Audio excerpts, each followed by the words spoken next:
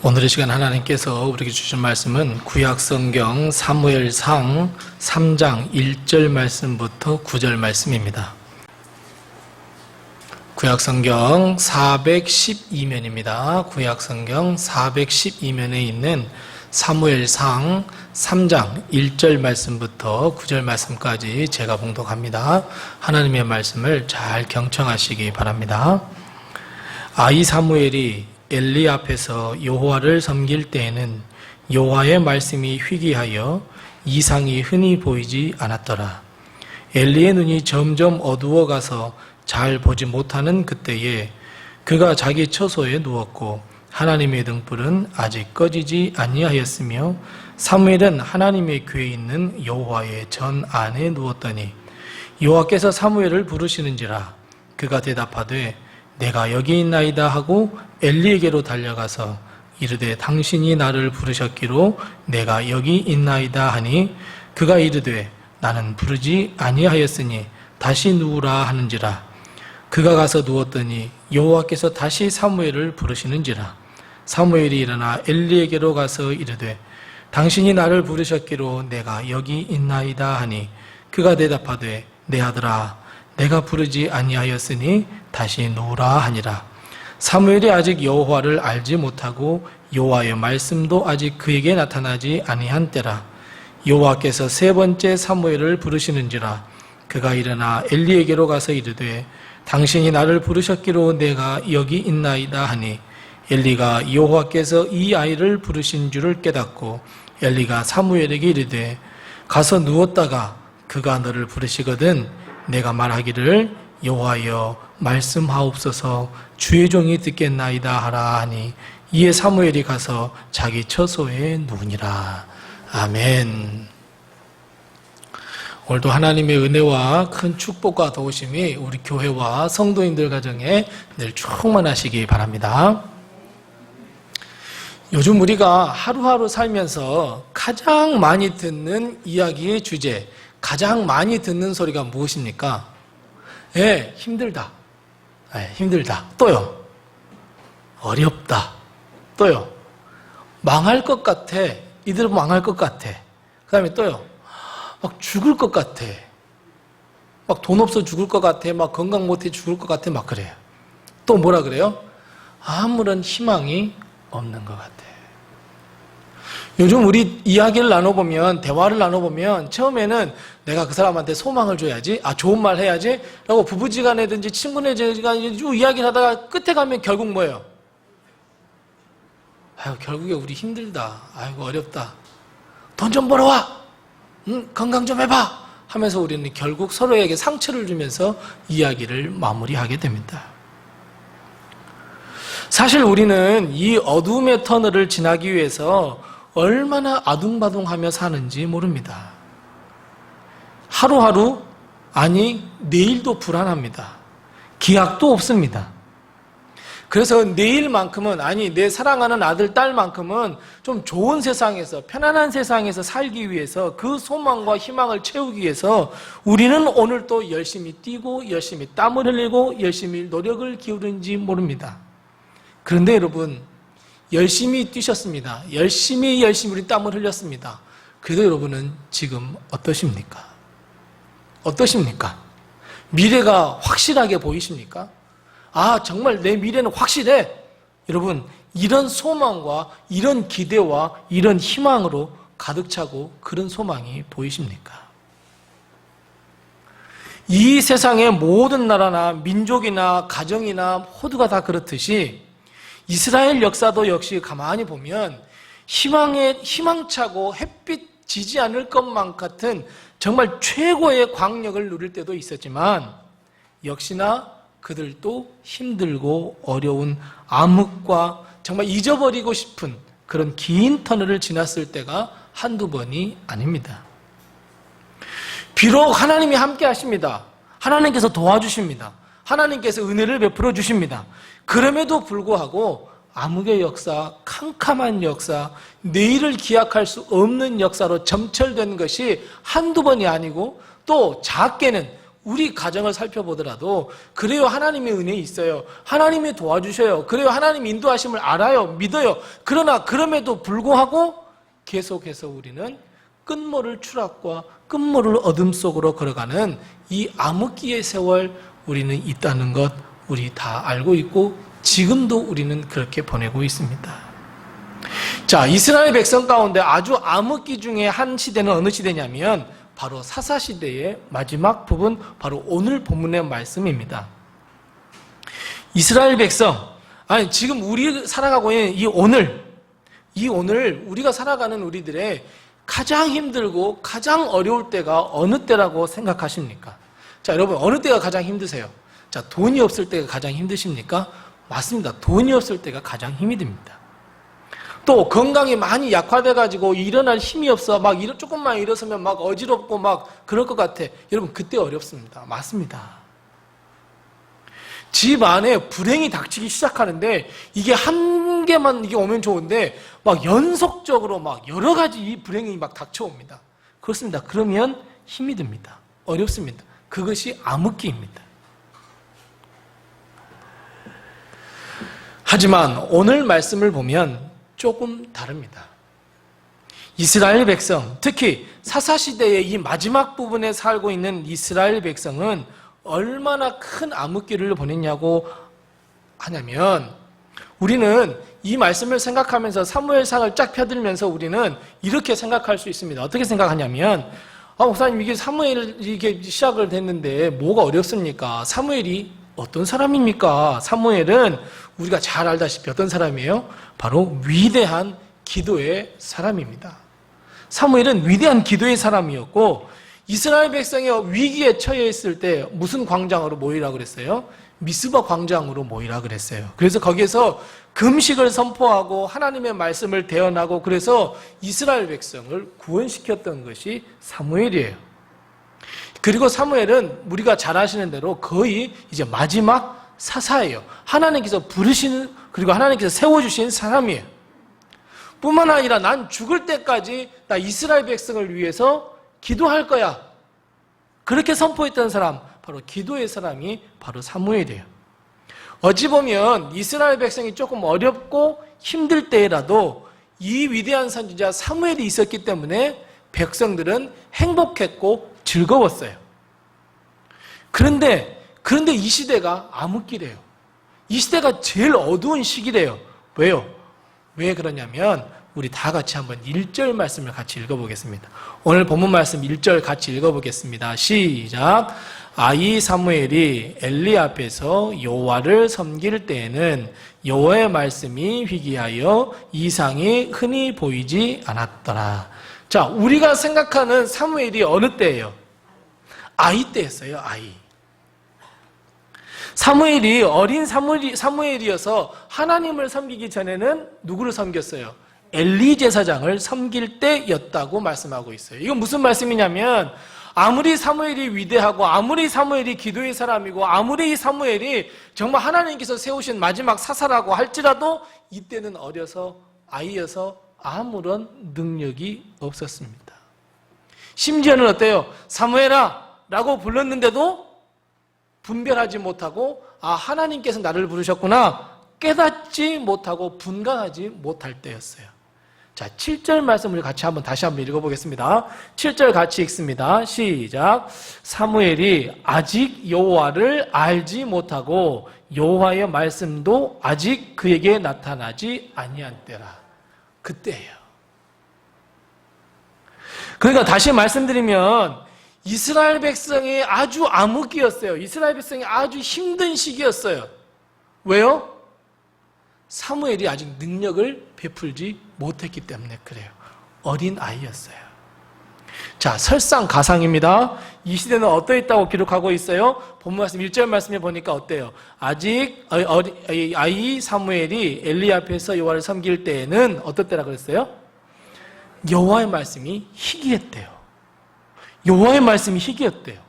하나님이 전혀 말씀하지 아니했대요. 하나님의 말씀이 없었대요. 자, 하나님의 백성이고 또 하나님께서 선택하신 민족이라면 여러분 매일처럼 하나님의 말씀이 들려서 자 이렇게 해라 저렇게 해라 그렇게 해라 가르쳐 주셔서 그렇게만 하면 됐거든요. 근데 하나님의 말씀이 어때요? 희귀했어요. 하나님의 말씀이 없었어요. 도통 하나님도 무엇이 토라지셨는지 등 돌리고 아무 말씀하지 않으셨어요. 여러분 이게 암흑기예요. 돈이 없다고 내가 건강을 좀 잃었다고 내가 우리 가정에 좀 불행이 닥쳤다고 그래요. 그것도 암흑기가 맞지만 사실은 진짜 암흑기는 뭐냐면 내 삶 속에 하나님의 말씀이 없을 때 그때 암흑기예요. 우리는 그렇죠. 일주일 내내 살면서 성경 한 구절을 안 봐도 사는데 아무런 지장이 없죠. 여러분 그런데 그게 암흑기예요. 도통 하나님의 말씀을 듣지 않아요. 하나님의 말씀이 내 마음에 울림도 없어요. 그게 암흑기예요. 근데 또 있어요. 이걸로 끝나지 않아요. 계속 1절 말씀 하반절을 한번 보세요. 1절 말씀 하반절 보니까 어떤 때라고 말씀하고 있어요? 이상이 흔히 보이지 않았다 그랬어요. 하나님의 말씀도 없어요. 이상이 흔히 보이지도 않았어요. 여러분 여기 이상이라고 하는 게 뭐예요? 이상이라고 하는 것은 결국 하나님의 미래를 보여주시지도 않았고 하나님께서 뭐예요? 역사하지도 않았어요. 그러니까 다시 말씀드리면 하나님의 역사가 하나도 나타나지 않았어요. 말씀도 없죠. 하나님께서 역사하시지도 않으셨어요. 자, 한번 예를 들어볼게요. 이 사무엘상이 쓰여지기 전에는 어떤 시대였어요? 사사시대였단 말이에요. 사사시대 바로 전에는 어떤 시대였냐면 이스라엘 백성이 출애굽을 했어요. 자, 홍해를 건넜네요. 근데 광야를 지나면서 하나님께서 뭘 주셨어요? 만나와 메추라기를 매일같이 주셨네요. 하나님 저 목말라 죽겠어요. 그랬더니 뭐예요? 반석에서 물을 내주셨어요. 하나님 저 적군들이 우리 이스라엘 백성을 다 죽이려고 해요. 우리 아무런 힘도 없고 아무런 싸울 능력도 없어요. 그랬더니 하나님이 뭐예요? 대신 싸워주시네요. 강력한 군대를 보내셔서 하나님께서 대신 싸워주셨어요. 승리를 주셨어요. 이게 하나님의 역사였거든요. 가나안 땅이 들어가네요. 요단강이 쩍 갈라지네요. 그 큰 성 여리고성이 무너지네요. 그 7 족속들이 다 이스라엘의 무릎 앞에 다 무릎을 꿇었네요. 가나안 땅이 내 차지가 되었습니다. 심지어 뭐예요? 힘들 때마다 누구를 세우셨어요? 사사를 세우셨어요. 기드온도 세워주셨어요. 삼손도 세워주셨어요. 드보라도 세워주셨어요. 그런데 지금은 뭐예요? 이상이 전혀 나타나지 않아요. 하나님의 역사 하나도 없어요. 그러니 성도들의 이 하나님의 백성의 입에서 뭐가 안 나오겠어요? 아멘이 안 나와요.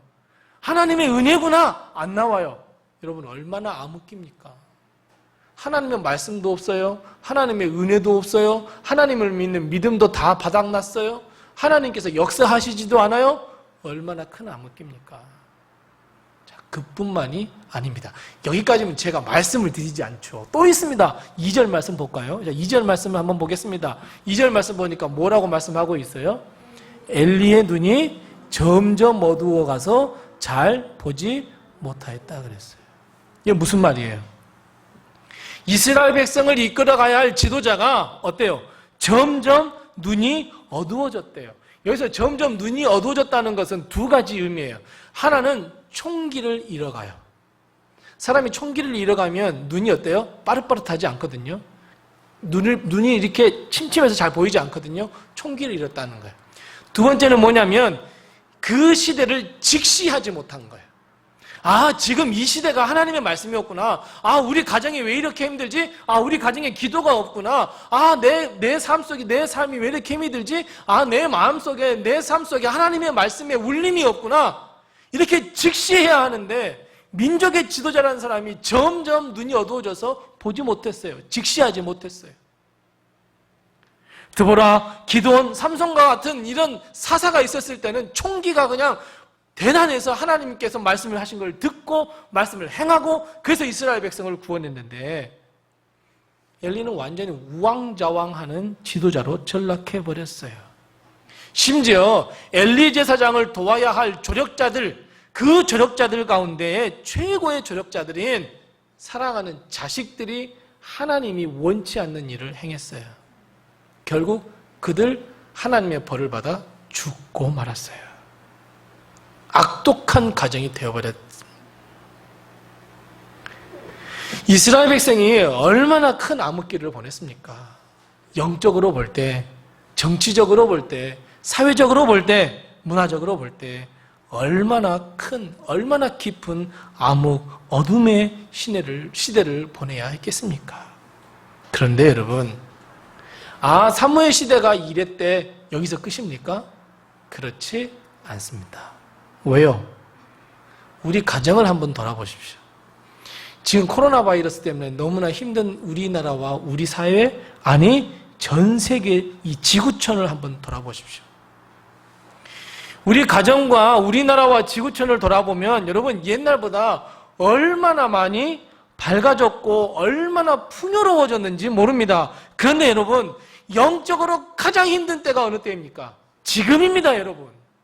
많이 밝아졌다면서요. 많이 풍요로워졌다면서요. 그런데 영적으로 가장 어려운 시대가 바로 지금입니다. 또 보세요. 아무리 의학이 발달했어요. 기술이 발달했어요. 인간 이성이 발달했어요. 여러분 이 모든 것이 다 발달했다고 할지라도 눈에 보이지 않는 코로나 바이러스 때문에 전 세계가 난리잖아요. 기술 발달했다면서요. 의학 발달했다면서요. 눈에 보이지 않는 바이러스 하나 때문에 벌벌 떨고 있잖아요, 우리. 이제 앞으로 이 시대는 AI가 막 나와가지고 막 편안해지고 막 우리의 삶을 즐길 수 있고 우리의 삶을 여유롭게 즐길 수 있어! 라고 하는데 반면은 어때요? 반면 어때요? 일자리가 없습니다. 로봇가 다 차지해버렸습니다. 우리 자녀들 앞으로 무슨 일을 하고 살아야 할지 모릅니다. AI, 즐겁고 평안할 것 같았는데 아닙니다.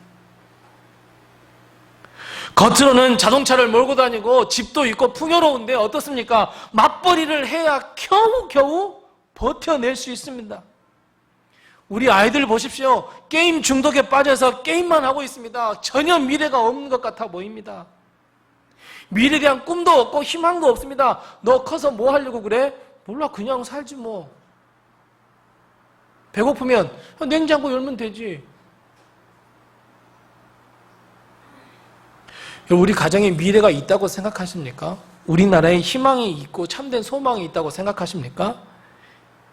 지금 살아가고 있는 이 시대가 어찌 보면 이 사무엘이 살았던 이 시대보다 더 캄캄한 시대인지 모릅니다. 겉으로 보기에는 빛과 번쩍하지만 속으로 들여다보면 어떻습니까, 여러분? 그렇다면 여러분, 우리가 이렇다고 그냥 하루하루 그냥 살아야 되겠습니까?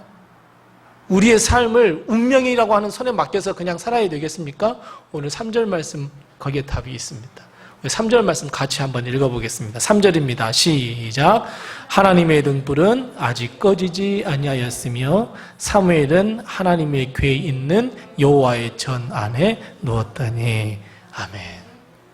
자, 오늘 방금 읽었던 3절 말씀을 우리 마음속에 우리 1절, 2절을 그냥 싹 잊어버리고 3절 말씀을 내 마음에 가만히 두고 자 생각 한번 해보시고 제가 질문을 드릴 테니까 답을 한번 해보시기 바랍니다. 3절 말씀이 내 마음에 있습니다. 자 여러분, 우리 가정, 우리 교회, 우리 나라, 그리고 내 살아가는 아들, 딸, 미래, 그리고 앞으로 희망이 있다고 여러분 생각하십니까?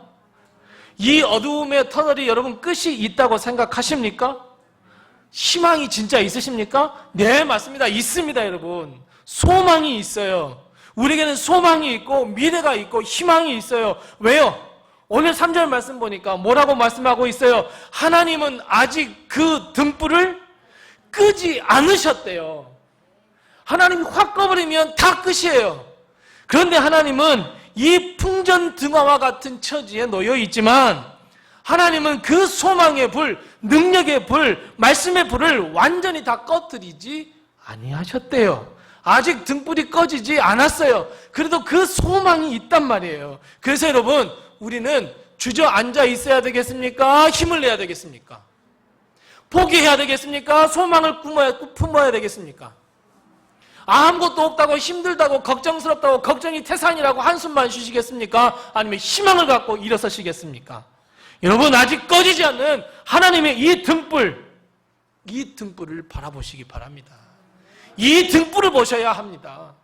세상에 어두워져 가는 것, 내 가정에 힘든 것만 바라보는 것이 아니라 아직 꺼지지 않는, 그저 바람 앞에서 간들간들 하고 있는 이 등불, 아직 하나님이 끄지 않으셨어요. 이 등불을 보시기 바랍니다. 뿐만 아니라 이 등불을 내게 밝혀서, 내가 이 등불을 환하게 밝혀서 내 삶을 통해서 이 등불을 불살려야 합니다.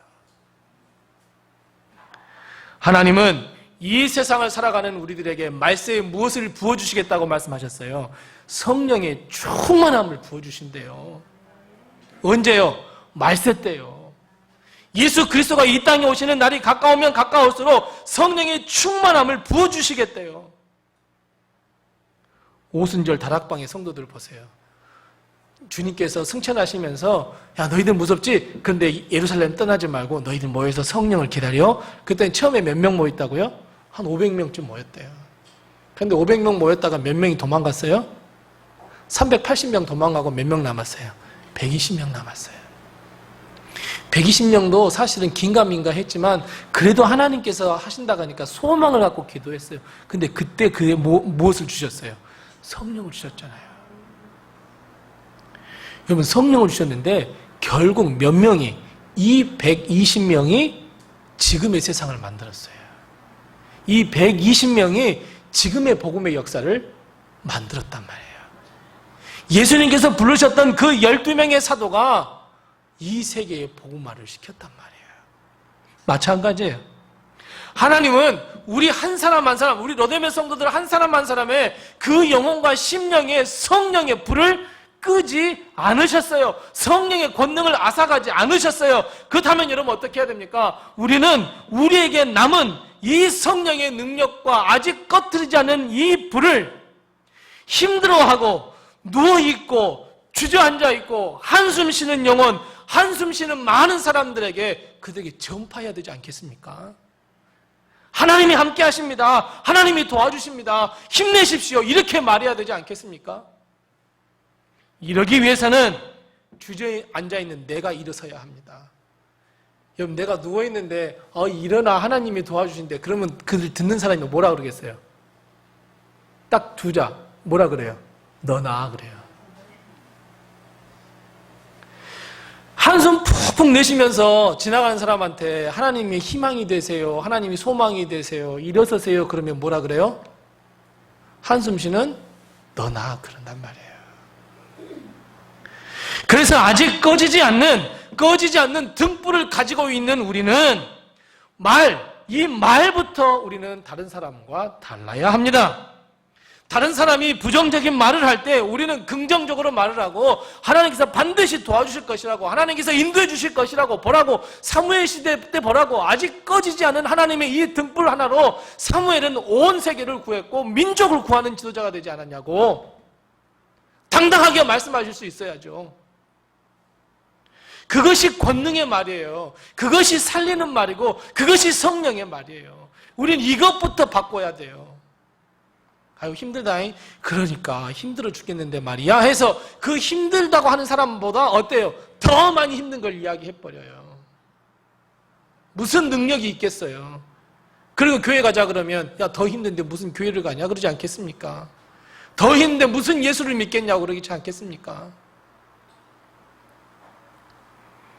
세상을 바라보면서 시리에 빠져 있는 이 사람들에게 전능하신 하나님의 이 능력, 살아계신 하나님의 능력, 바로 그 하나님 아버지를 다시 바라볼 수 있도록 하는 회복의 말씀을 우리는 선포해야 합니다. 여러분 이 세상 그 어느 곳을 가보십시오. 다 가봐도 소망도 없고 치유도 없고 위로도 없습니다. 하지만 하나님의 품 안에는 소망도 있고 희망도 있고 위로도 있고 치유도 있습니다. 그래서 여러분 지금 우리가 해야 할 일은 무엇이냐면 아직 꺼지지 않는 이 등불을 내가 꺼트리지 아니하고 이 불을 더 키워가야 합니다. 이 불을 더 키워가기 위해서는 성령의 충만함을 간구하시기 바랍니다. 하나님께서 실망과 절망에 가득 차 있는 이스라엘 백성에게 이사야를 통해서 말씀했어요. 이사야는 1장부터 뭐라고 말하냐면, 야, 너희들 멸망할 거야. 너 죄가 너무 주홍빛 같고 너희 죄가 너무나 걸머. 그래서 너희들 다 하나님께서 멸망시킬 거야 라고 선포하다가 40장에서 이사야는 하나님의 말씀을 듣습니다. 어떤 하나님 말씀을 들어요? 이사야야, 내 백성을 위로하라 그래요. 절망에 빠져있는 내 백성을 위로하라. 그리고 그 말씀을 듣고 난 다음에 이사야가 뭘 선포해요? 하나님께서 너희를 선택하셨고 다 너희는 하나님의 것이야. 하나님이 얼마나 보배롭고 여기고 너희를 존귀하게 여기는지 몰라. 예수 그리스도를 이 땅에 주실 거야 라고 하는 위로의 말씀을 선포하기 시작합니다. 마찬가지입니다. 우리도 내가 알고 있는, 특별히 너무너무 힘들어하고 있는 내 사랑하는 아들, 내 사랑하는 딸에게 위로의 말을 전해야 합니다. 지금 힘들게 밖에 나가서 뛰고 있는 내 남편을 위해서 위로의 말을 전해야 합니다. 우리 가정이 너무너무 힘든데 그 조그만 쥐꼬리만한 것 같고 하루하루 살아보고, 그래도 남편이 너무 어려워서 맞벌이를 하고 있는 내 아내에게 위로의 말을 전해야 합니다. 우리 사랑하는 집사님, 사랑하는 권사님, 그냥 교회를 조금 더 살려보기 위해서 지금 이러면 안 되는데 우리가 전도하고 기도해야 될 텐데, 그래요. 그분들에게도 우리가 위로의 말을 좀 전해야 합니다. 살리는 말을 해야 합니다. 하나님이 함께 하시고 하나님이 도와주실 거야. 자, 그런데 문제는 나에게 그런 힘이나 능력이 있을까? 내가 말한다고 해서 세상이 변할까? 내가 말씀을 선포한다고 사람들이 변할까? 시리에 빠져있는 내 아들, 딸이 그래 엄마 아빠 말 듣고 나 일어서야지 하고 불끈 일어설까? 이게 숙제로 남아있습니다. 사랑하는 성도 여러분, 우리가 세상을 변화시키고 위로하며 하나님의 말씀과 권능을 가지고 선포할 수 있느냐 없느냐? 여러분, 그 힘이 어디서 나와야 한다고 생각하십니까? 내가 많은 사람들에게, 내 사랑하는 아들, 딸에게 위로와 또 축복과 희망을 주고 싶은데 그 힘이 여러분 어디서 나와야 하겠습니까? 3절 말씀에 또 답이 있네요. 뭐라고 말씀하시니? 3절 말씀 다시 읽어보겠습니다. 3절 말씀 같이 읽습니다. 시작. 하나님의 등불은 아직 꺼지지 아니하였으며, 자, 사무엘은 하나님의 궤에 있는 여호와의 전 안에 누웠더니. 아멘. 자, 여러분, 어디에서 우리의 힘과 우리의 능력을 발휘할 수 있어요? 어디에서 우리는 하나님의 말씀을 받을 수 있어요? 어디서 하나님의 큰 권능을 발견할 수 있어요? 그렇습니다, 여러분. 하나님의 성전이며 하나님의 전이며 바로 교회입니다. 여러분, 교회가 힘을 잃으면 아무런 능력도 없고 우리도 힘을 다 잃어버립니다. 교회가 세상의 소망이 되지 못하면 우리는 소망을 전할 수도 없고 위로의 말을 전할 수도 없습니다. 그래서 여러분, 교회는 하나님의 능력의 요람입니다. 그렇게 되어야 합니다. 그래서 교회는 다시 부흥의 길을 걸어가야 합니다. 그래서 교회는 다시 숨을 쉬어야 합니다. 그래서 교회는 성령의 능력을 받아야 하고 그 능력을 받은 것을 세상에 전해야 하며 세상에 참되신 소망을 전할 수 있어야 하고 살아계신 예수 그리스도를 전해야 하고 하나님의 등불이 꺼지지 않았음을, 희망이 있음을 세상에 전하는 것이 바로 이 성전 하나님의 교회가 되어야 합니다. 사무엘은 그 생활의 터전이 어디였습니까? 성전이었습니다. 여호와의 궤, 하나님의 전, 그 성전 안에 누워 있었다고 말씀하고 있습니다. 바로 그때 하나님은 사무엘을 부르셨어요.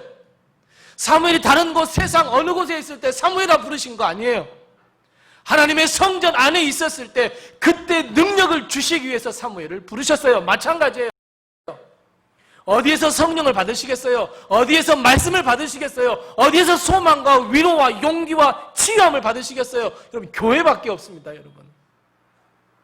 교회를 통해서 하나님의 말씀을 듣고 교회를 통해서 하나님의 능력을 받아야 합니다, 여러분.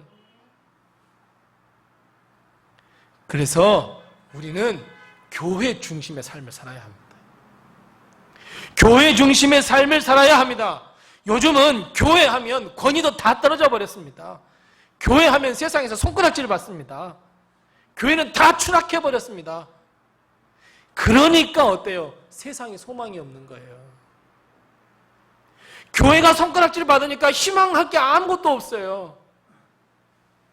교회가 다시 교회로서 다시 든든하게 서가면 이 세상은 소망을 다시 발견할 수 있어요. 그래서 여러분, 교회를 여러분 회복시켜야 하고, 교회는 성령 안에서 새로워져야 하고, 교회는 성령 안에서 든든히 서가야 합니다. 그래서 여러분, 교회를 세우기 위해서는 우리 성도들이 함께 기도해야 합니다. 교회는 함께 세워가는 것이지 누구 한 사람이 세우는 거 아닙니다. 그 사람 쫄랑쫄랑 따라다니면 되겠지? 아닙니다. 교회는 우리가 함께 모였을 때 교회가 새로워지고 교회가 든든하게 세워지는 것입니다.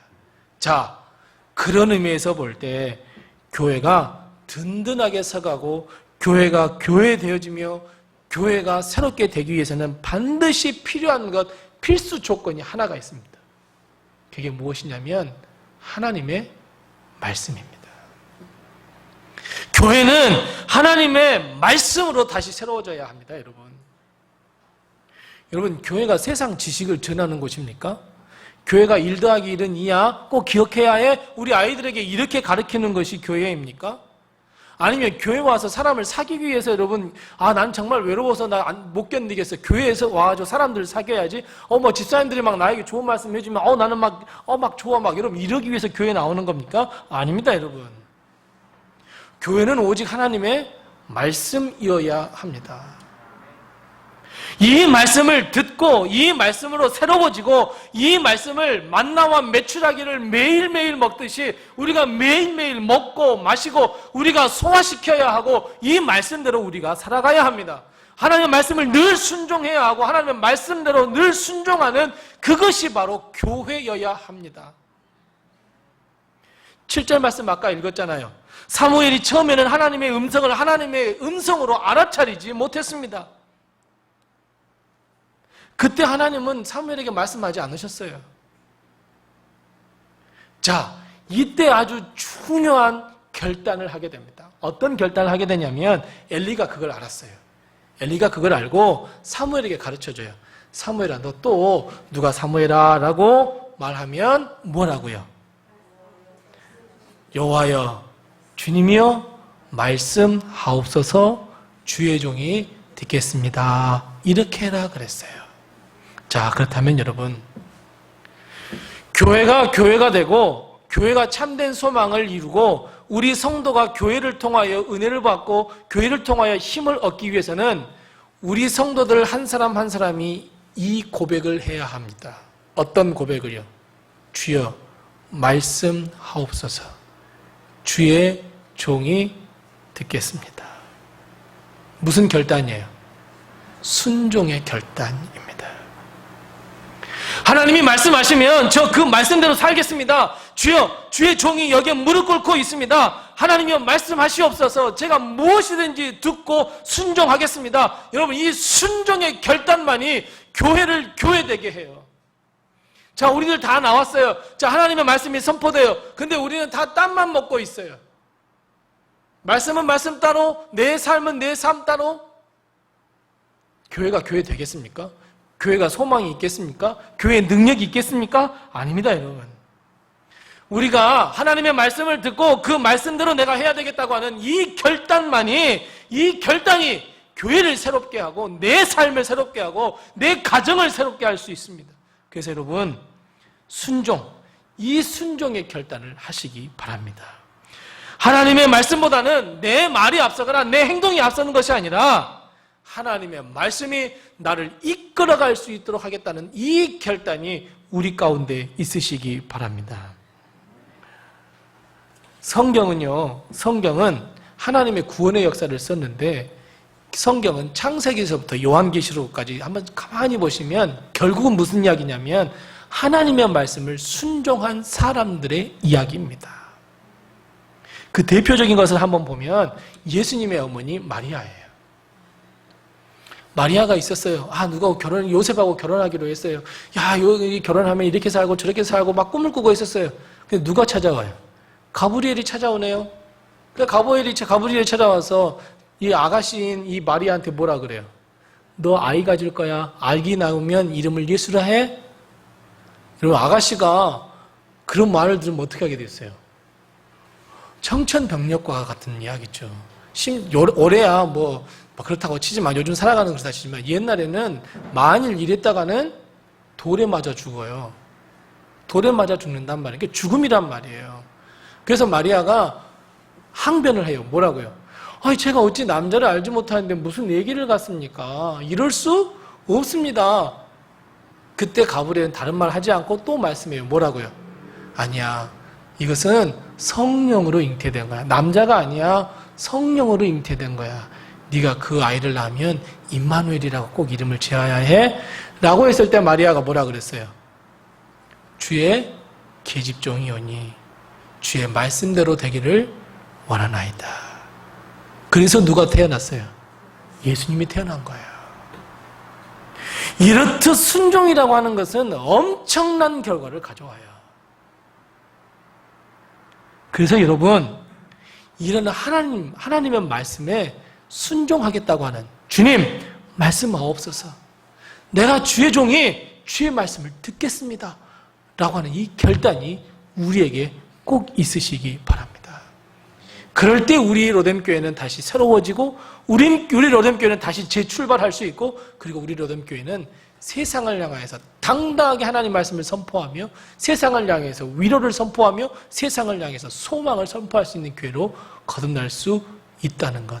그래서 이 어두움의 돌파구, 이 암흑의 돌파구는 결국 교회와 말씀입니다. 그래서 우리 사랑하는 성도들이 이 일에 앞장을 서는 우리 성도들이 다 되시기 바랍니다. 사랑하는 성도 여러분, 우리가 살아가는 이 세상은 너무너무나 어렵습니다. 영적으로도 그렇고 사회적으로도 보아도 우리는 너무너무 어려운 시대에 살아가고 있습니다. 어찌 보면 사사시대의 마지막, 이 사무엘 시대, 어린 아이가 이 엘리제상을 섬겼던 이 시대보다도 더 캄캄하고 암울한 시대인지 모릅니다. 사사기 21장 25절 말씀에 보면 맨 마지막에 이 사사들이 다 가고 난 다음에 사사기 21장 25절에 뭐라고 말하냐면, 사람들이 자기 다 마음대로 행했대요. 자기 소견에, 그러니까 자기 의견에 옳은 대로 다 행했대요. 자기 마음대로 살아버렸대요. 하나님의 말씀이 기준이 아니라 내 생각과 내 마음이 다 기준이었대요. 여러분, 지금 우리가 살아가는 시대하고 똑같지 않습니까? 그러나 그럼에도 불구하고 오늘 사무엘상 3장 3절의 말씀, 그럼에도 불구하고 하나님은 아직 하나님의 등불을 끄지 않으셨어요. 기회를 완전히 앗아가지 않으셨어요. 자, 이제 우리가 해야 할 일이 있어요. 우리가 해야 할 일이 뭐예요? 하나님, 주님, 주여, 주의 종이 하나님의 말씀을 듣겠습니다. 주여, 말씀하옵소서. 여러분, 이 결단, 이 순종의 결단을 통해서 우리 교회가 새로워지고 내 자신이 새로워지고, 그래서 세상의 소망, 세상의 희망으로 다시 거듭나야 할 줄로 믿습니다. 그래서 사랑하는 성도 여러분, 우리 순종을 다시 한번 결단합시다. 이 어려운 시대, 이 암흑과 같은 시대의 돌파구는 이제 단 하나, 하나님의 말씀, 그리고 그 말씀을 듣고 순종하겠다고 하는 이 순종의 마음과 이 성전이 새로워지는 것, 교회가 새로워지는 것. 여러분, 이것을 우리가 다시 한번 결단하고 하나님의 복음을 증거하며 이 어두운 시대에 교회가 앞장서서 돌파해 나가는 우리 로뎀교회, 우리 모든 성도들, 이 어두운 시대의 모든 선지자들이 다 되시기를 바랍니다. 기도하겠습니다.